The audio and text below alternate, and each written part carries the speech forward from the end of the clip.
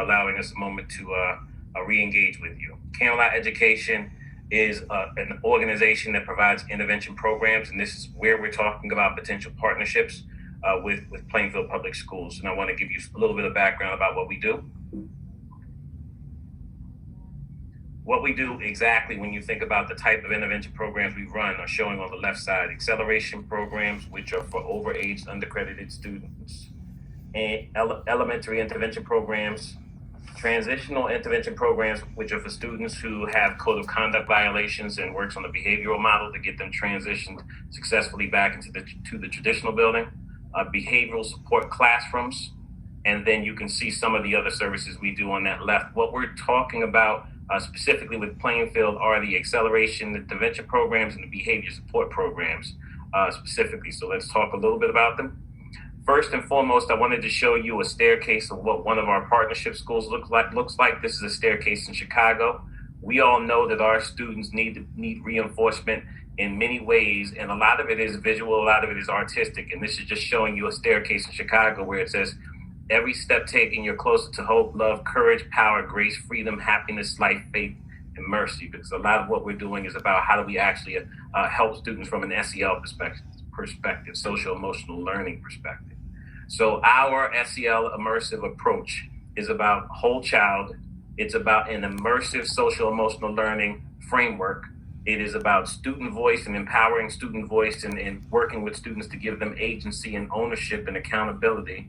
And it is about trauma-informed practices, and it's all focused on an evidence-based pedagogy. Camelot specifically, what is it about what we do that makes us unique?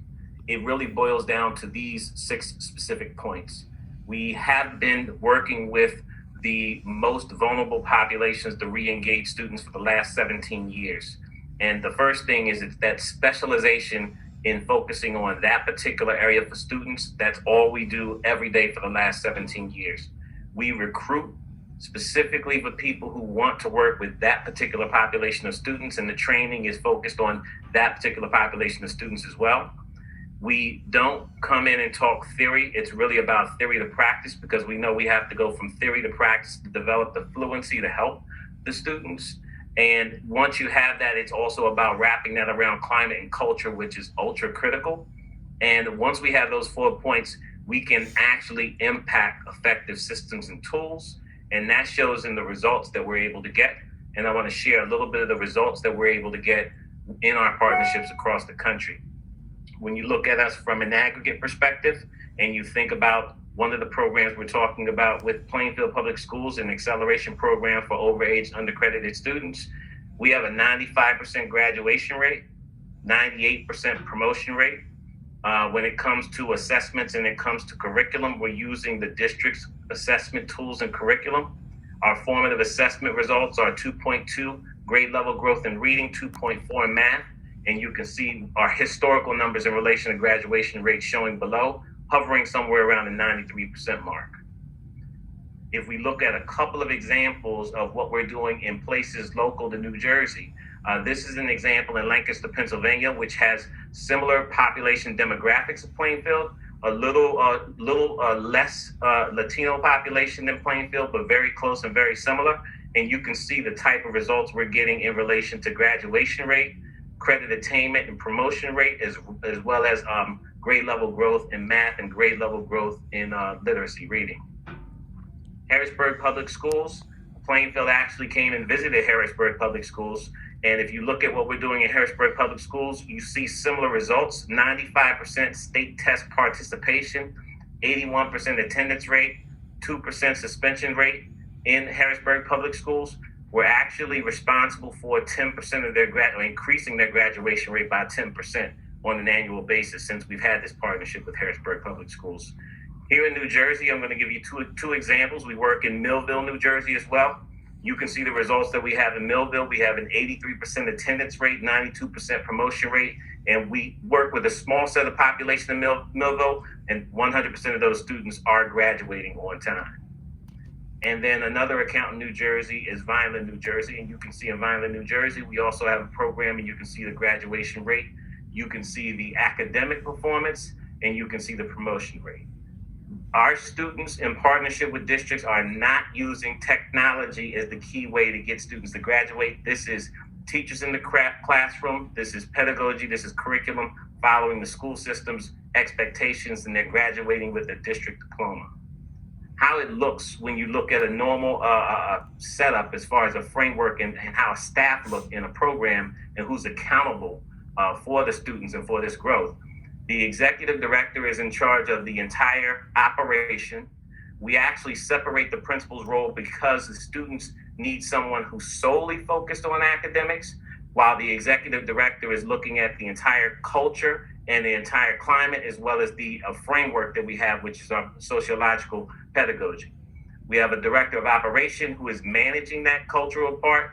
The student government are managing, they are a part of the leadership team. They are the ones who are responsible for student voice and student agency to make sure that this is the students' building, the students' education. The student service coordinator works with the students, works with the community, works with the parents, so we can try to, in partnership with Plainfield, be as involved with the community as we can. And then, of course, special education supports. It's really about how do we do as much as we can in partnership with Plainfield to extend the work that we're doing beyond the classroom and into the community as much as we possibly can in partnership with you. And so I want to pause, or actually I want to pass it to Lisa so she can give you some background on some of the things that we've seen in other districts and highlight. Lisa, if we can hear you, I'm going to pause. Yes. Can you confirm that you hear me? Yes. Okay, great. So our Camelot Achievements and Media Highlights document has actually been uploaded for you. So you should have this to reference. This resource is divided into 3 sections. You'll see the 3 bullet points here. The first section highlights our district partnership data and results. The second section highlights third-party research and other case studies and recommendations from third-party entities. And then finally, local media highlights. You will find New Jersey media highlights there. We've highlighted 2 here, ABC7 and NJTV. Those stories are included in that media highlights guide. So I want to thank you for the opportunity to share our work with you this evening. I know our time is limited. I'm keeping a timer here, Mr. Williams, but we welcome any questions that you might have. So I would like to open up, give an opportunity for members to discuss. I just got to see who's raising hands. Were there any questions, concerns, comments? I see Ms. Anderson Pearson, then Mr. White. Yes, I'm trying to understand either from the perspective of the Camelot guest that we have tonight or from our superintendent, what is the intent? How is this planning on being used in Plainfield? What population of students are you specifically addressing with this? Dr. Mitchell or Mark, did you guys want to take that? Or would you like us to? So the plan, one of the things we want to do, and what we have been doing over the last 2 years, is really trying to provide options and pathways. As we know, it's not one size fit all. Especially at the high school, we have students that fall in many different categories. So, a couple years ago, I was still a principal at the time, but we brought on Avid. We have seen some extraordinary success in Avid. Met with the Avid coordinator last week, Mr. Fusco. We were able to retain all 80 of the students during this pandemic in the program. There's been an increased number of students who probably normally wouldn't have taken honors or AP courses that are now doing that. We were able to recruit 47 new students into the program for the upcoming year. It's down a little bit, but that's primarily because of the pandemic, and we're going to open that back up when we come back in the school year. That program was identified for those students who are in the middle, the forgotten students, the ones that they come to school every day, kind of do what they have to do, but don't really kind of have a plan for what they're going to do after high school. Now we want to focus on having some options for students who are overaged and don't have enough credits. These are your students who are probably in their 3rd or 4th year of high school. coming on 18, 19 years old, or even students coming into the country and are over age and have no credit. So we don't really have a comprehensive program to address that student population. We also just recently met with Keene, who I think Dr. Mitchell have talked to you about, so we can have courses where students actually graduate and will have an associate's degree when they step foot into college. So we're trying to make sure that when we talk to our parents, that we have a pathway no matter where your student is or where their interests lie, or if they don't have any.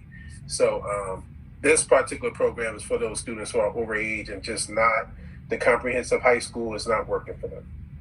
And this is, let me say this is another pathway to graduation, as Mr. Williams mentioned. Now, this is a separate, this will be a separate school, not like your former alternative program where it was in a building. This is another building, another location. They have their own teachers, they have their own staff, they have their own guidance counselors. Lisa, Miss Hathaway, you want to talk about that, the structure of your program for about a minute, please? Sure.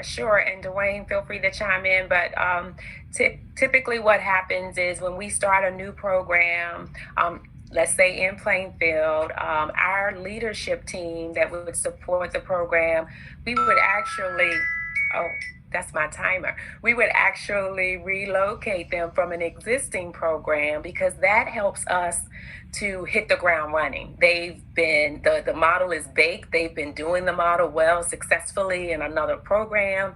And so they hit the ground running as a leadership team. And then we would hire locally because we value that connection to the local community. And as Dr. Mitchell mentioned, in Plainfield, we would have our separate building, and we would take the lead in setting up that environment in a way that's conducive for learning. And then just some background in relation to the state, we're also working closely because Newark Public Schools is looking into doing something similar, as well as Hackensack, New Jersey.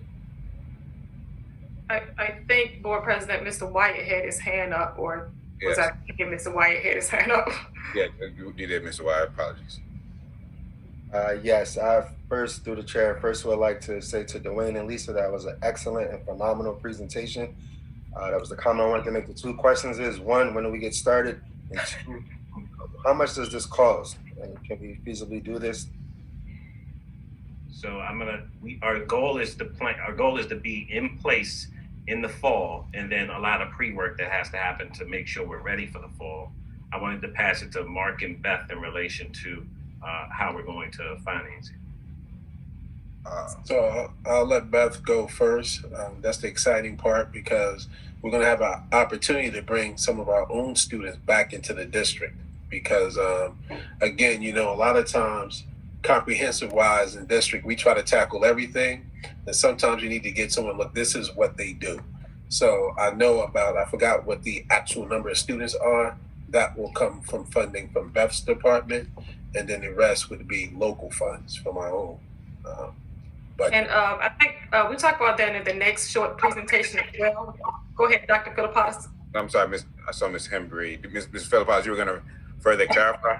Exactly what we're going to say. And it was actually Mr. Ahman's idea to kind of explain the programs today and that the business needs them to roll out exactly all of the budgetary pieces. But one of the best things about Camelot is it can return some of our students who attend out of district programs who have to get on a bus and they have to drive some as far as, I forget where it is down the shore. But this will allow our children to stay in town and return funding back to within the district.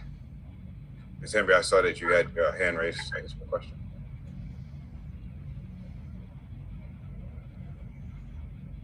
Ms. Hembry.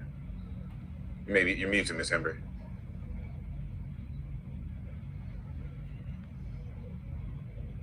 I understand the results, but I don't understand the strategies that you're going to use to increase attendance, your implementation of your program, the strategies you're going to use for academic success of these students. That I don't understand. Please explain. A little bit of background in relation to that. Great question. So we work really closely to hone in and focus using this framework where we focus on the students' needs to create this, what we call a positive normative culture, to get them re-engaged in education and really support them from a social emotional perspective and connect with their home and the home community. So the goal is to get them to want to remember what it was like to love coming to school and to love learning. And once we have them in that place, then we can support them with academics so they can start seeing that success. So what you see in a lot of our programs, I'll mention one in Richmond, Virginia, we've had the attendance go from 25% in alternative education before we helped, and it went up to 65% in the first year and 77% in the second year. And that's because of this particular framework. So it's the framework and the approach and the extension in the community, and it's about re-engaging that student and giving them voice because that's what they need at this particular point. I hope that answers the question. Mark? Chair, can I be recognized to speak real quick? I'm sorry, go ahead, Mr. Williams. So I just want to add, my administrative career got started at an alternative program that I ran in South Brunswick. Prior to getting there, they were going to close the program, so they gave it one more shot. So I was there for 5 years. I can definitely agree with what Mr. Millard has said in terms of changing the climate and culture within the program. So we went from a program that no one wanted to be a part of to where people started knocking on the door to come into the program. And if you reach out to South Brunswick today, 15 years after I've left, that program is still thriving. So I think this definitely will be great for the students in Plainfield, especially this particular population of students that we're targeting. So Ms. Castro, you had your hand raised. Yes, thank you so much for coming tonight and giving this presentation. I have two questions. My first question is, what % of the students do you see attending this program? And secondly, Mr. Williams, I heard you say that this would be a good program also for students who are coming from another country. And with that, I want to ask, is Camelot equipped with bilingual staff, as well as taking into account that a lot of these students who are coming from a different country don't speak Spanish either? So that's a challenge that I want to see if Camelot is ready to take that on. Mark, do you want to answer the numbers question? I can answer the second. So the numbers question, based on the population at the high school right now, I know we've targeted 120 students for that first year. So that's about 8% of the students that's at the high school. And then for the classrooms for Beth, we're talking about 24 total students. And that's middle school. And then the question about and then the question in regards to supports for the students to make sure we have language supports, etc. Lancaster, we had the same problem. Lancaster's population is very similar.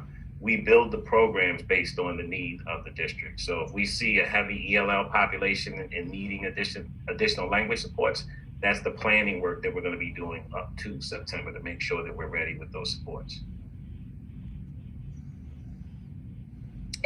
Can I just add to that, just add one thing to Ms. Hembry's question, piggybacking back on Dwayne, the idea of building support. So Ms. Hembry, as we get to know the students in this program, we're using the district's curriculum, but as we assess student need, we can add additional interventions and supports, academic interventions and supports to meet the needs of the students, just as we would add bilingual supports if that's a need. We have the flexibility to add those supports to enhance the district's curriculum. And the reason we use the district's curriculum is because in many cases, if a student is positioned to transition back to a Plainfield High School, we want them to have the same access and same experience to that district curriculum. Again, just looking through hands. Were there any more questions or comments? Dr. Mitchell, I see your hand on. I just have a comment. A lot of districts, especially urban districts, they have alternatives and pathways and options for students. districts, they have programs for 9th and 10th graders. They have evening high school. They have Saturday school. They have 11th grade transition programs. They have a plethora of pathways to ensure that every kid has an opportunity to graduate. And I believe we in Plainfield, we have to build different ways for students to graduate. And that's my comment. Ms. Morgan, I see your hand up. Yes, someone was going to address the cost of this program and what is the projection in terms of the total number of students that would become a part of this program. Cost first, please. The cost is in the next presentation, the exact cost. It's only 5 slides. Mark, you said how many students are we targeting for year 1? I know for the high school portion is 120, and Beth, what was that number for 35? 24. 24. 44. Okay, so we're talking 164 students. Yes. And I thought someone did make a commitment, one of the presenters, to provide the information for the course, or were they giving you that task, Mr. Williams? No, I think what was mentioned was Mr. Ottman in his budget presentation next week was going to, as part of the whole presentation. But it's also mentioned in our next 5 slides too. Oh, it is? Okay. I'm sorry. Unless I'm seeing that, I could be seeing things. So just before we move to that portion of it, I just want to reiterate, because it was said a couple of times, this is specifically for an overage and undercredited population. That, again, even in my experiences, they have a tendency, if the needs are not spoken to kind of disengage and drop out. So I think it's important. Ms. Hembry, I see your hand came back up just before I gave you the floor. I just want to make sure I didn't see anybody else. Ms. Hembry? Usually programs like this target students with behavior problems. Will your program do that, or you will have a variety of problems that students may have? Attendance. It's not targeting. Oh, sorry about that. It's not targeting only behavioral problems, but there is an element of behavioral problems that you usually see accommodating when a student is missing credits, deficient of credits, and not chronic absenteeism. Does that answer the question? How do you handle behavioral problems then? So it really is that approach. If I can give you an example, and Mark saw when he came into Harrisburg, you will see some of the students that were the biggest disruptors in the high school when they're in the right environment and they get to use those leadership skills in another way, and we show them how to be a leader in another way. You're going to start seeing some of those same students that used to be, for lack of better words, the troublemakers, become the leaders that are actually holding the rest of the students, accountable to what they want to experience in this schooling. So it's all really tied back to how do we get them to remember how great it is to learn and be in school and see what you can become. That's what we're trying to get those leaders who were sometimes the troublemakers to now change how they're leading their peers. I just have one other question. We're supporting the staff, is that right? One more time, Ms. Hembry. Okay, the staff. You get the staff from Plainfield, right? That's what I want to know.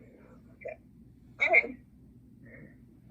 Is this a question? I'm sorry, I'm going to repeat it for you, Ms. Hembry. The question regarding staffing. The staffing is collected from Plainfield. Yeah, let me make sure we're clear on the staffing. So the leadership staff, going back to what Lisa was saying, the leadership staff, because we want to have an automatic success, we bring that staff from a program that they're already experienced in the model and successful. And then we locally hire the staff that is actually directly dealing with the students, meaning the teachers in the local community. I saw Mrs. Anderson person. I thought I saw your hand up. Am I correct on that? Yeah, and I'm not sure if this is going to be covered in the next slide. It's just a couple of things. Just to want to understand what this relationship is between this company or this school and us. Are you a part of the Plainfield Public School District? Or are you a separate entity operating, purchasing your own building, and we're just paying for our students to go to your school? what's our I know this will probably cover what's our financial obligation to you, and how much authority do we have over what occurs in your school? So we work for you, and during the planning part, we work with the district on what are the rule set that we need to follow to make sure that our success is following the district expectations. So that's the most important part. When we partner with districts, most of the times we are using district space.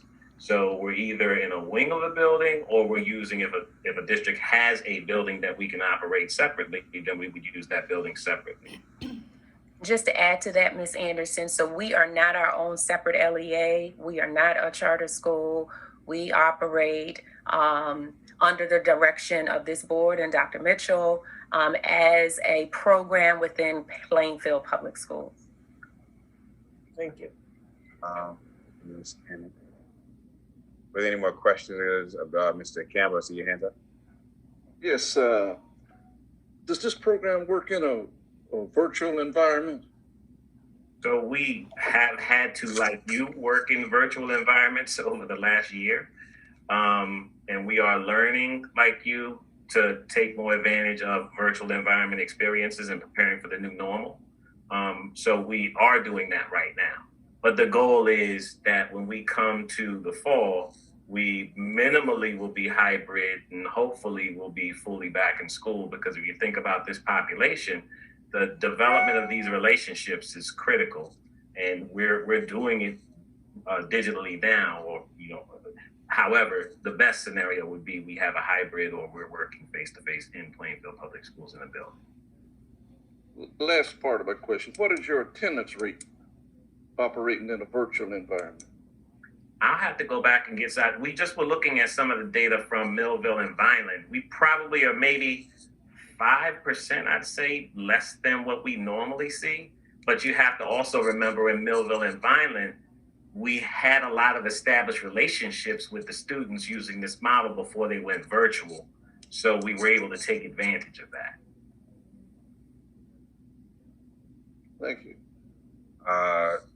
Ms. Workman, is that your hand? Are you raising your hand? That was, okay, my bad, apologies. Scanning Mrs. Anderson person, coming back around again. Quick one, and then we can move on. Piggybacking on what Board Member Castro was saying before about the bilingual students that might be coming in from other countries that don't speak Spanish, oftentimes we hear in public school districts that there's a difficulty identifying and locating bilingual teachers, that they're almost a prized commodity. So what is your success rate? You said that you would be able to staff that. How would you go about ensuring that? So our original plan would be, so in Lancaster, we had the same problem. So the earlier we know we're moving forward, that gives us more time to work on identifying those staff members. And actually, in some cases, grooming and growing those staff members to get their certifications if they just need education certifications, but they're bilingual. But I can tell you that one of the strategies is make sure we have a bridge. We have a location, we have more than one, but we have one location, I just mentioned, Lancaster, where if we needed teachers, that we could actually pull ESL teachers to Plainfield while we're looking for ESL teachers in Plainfield. So it's just being resourceful in that way. Okay. Is that you, Ms. Henry? So, for example, how many students are you projecting for this program? 120 for the high school and 24 for the middle school. And you would not use our staff? We would use our leadership staff, and we would hire the staff locally within the Plainfield vicinity for the teaching staff. Again, I think we're going to have a chance to come back upon this again in our business. It was just a broad, presentation. I think you guys did an excellent job of sharing information. Until we also make sure that we have hopefully contact information, so if board members have future questions, we can continue to ask that now, between now and our business meeting. But I just want to, I know a lot of people had a chance to go twice. I don't know if I missed anybody who had a chance to speak once. I just want to make sure before I do move. And Mr. Andrews, could I just say one quick thing to make sure I'm answering that last question correctly? So just keep in mind that what we're doing is a specialization in partnership with the district, because the district has obviously a much larger population where they have to be generalists and know a little bit of everything. So that's the whole point of having us work with this smaller subset of students in the district. I just wanted to make sure I clarified that for you. Thank you. These, I mean, and just for typically we would categorize these students as possibly at-risk students, right? Yes. Right. All right. With that being said, I did think you guys again did a tremendous job. I do want to thought it was very informative, and we will, of course, continue to pepper you with questions as they come forward. No problem. We're looking forward to it. I'm sorry. Question. Mr. Wyatt, go ahead. Yeah, I'm sorry. Two things. Just a point of clarity. The reason I asked for the price, one, is because in the past we have bought in some phenomenal programs, and due to budgetary reasons or lack of funding, we had to cut those programs. So I just wanted to make sure, and I know we'll address that later, that we do have the funding to sustain a program like this, which is needed. And while we have these two on the program, just quickly doing my due diligence, are you two, can you speak to the incident that happened in Philadelphia? I don't know if that's you two, the same people, or just to speak to that just so it doesn't come up later on. Yeah, it's a great question. So there was an incident within the last, it's even longer than within the last 10-year span. And we had a bad hire. We hired someone with the right heart, but we found out that the person really didn't know how to function in this role to support the students. And so there was an altercation between this individual and the student. And we were the first to notice it, report it to the district, report it to the local authorities. And then we obviously had to move that person from being on our working for the company. So it was an unfortunate situation. And we immediately found it, reported it, made sure that we took care of everything for the district and the local agencies, and then found a better person to make sure that we wouldn't be in that situation again moving forward. Thank you. And to your point, Mr. White, I do believe that we're going to, Mrs. Mitchell said Dr. Mitchell, said a few times that she's going to give us just an update on, with the next couple of slides, I guess, what that budget looks like. I thought I heard her say that. Budget piece is coming next month, but I do have 5 more slides that I have to share tonight, just to lead us into what's going to happen for next month. So can we just jump into it? Yes, again, I just want to say thank you again to our guest who came up to speak first.